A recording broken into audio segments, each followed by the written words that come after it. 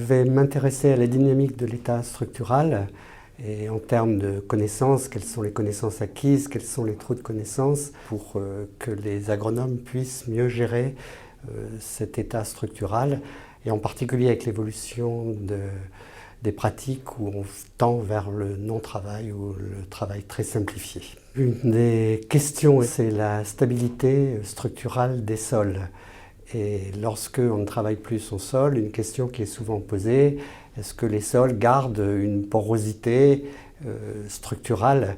Et en fait, c'est lié à différents processus, la fissuration par le climat, l'activité biologique qui peut aussi jouer un rôle important, et puis ce qu'on appelle l'agrégation. L'agrégation tend à stabiliser la structure du sol par différents effets, des ciments de type minéraux, par exemple l'argile, ou des ciments de type organique. La question du tassement est une question majeure dans le travail du sol, parce que dans les systèmes où il y a des tassements fréquents, la dynamique va être complètement modifiée par rapport au fait qu'on ait des systèmes avec peu de tassement. Donc ça va être un point discriminant dans le fonctionnement.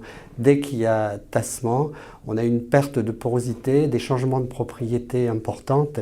Donc la question de la régénération de ces tassements, régénération par le climat, par le ver de terre, pour que le fonctionnement de ces sols soit amélioré est une question majeure. Connaître la régénération et savoir si cette régénération est rapide permet d'adapter ces pratiques culturales.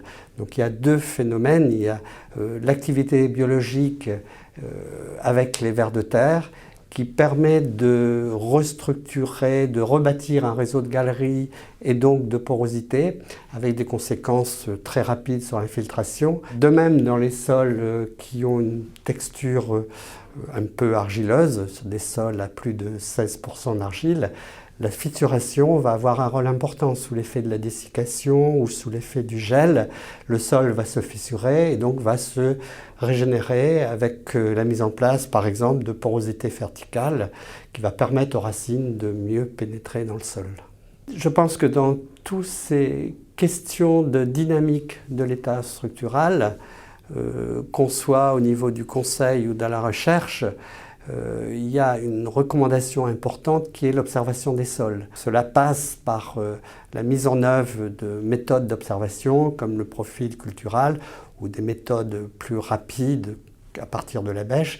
Je pense que cette étape est primordiale et qu'elle doit se faire collectivement dans des types de sols donnés et dans des systèmes donnés par des actions de groupe ou individuellement à la parcelle quand cela est nécessaire. Je crois que la tendance est réellement de simplifier le travail du sol, mais on ne peut pas arriver à une solution unique et suivant les situations, on va arriver à aller vers des systèmes où il n'y aura quasiment pas de travail du sol. Actuellement, on parle beaucoup d'agriculture de conservation, par exemple, et dans d'autres systèmes, parce que les sols sont plus fragiles ou parce que les systèmes subissent des tassements importants, il faudra conserver des pratiques de fragmentation du sol par le travail du sol.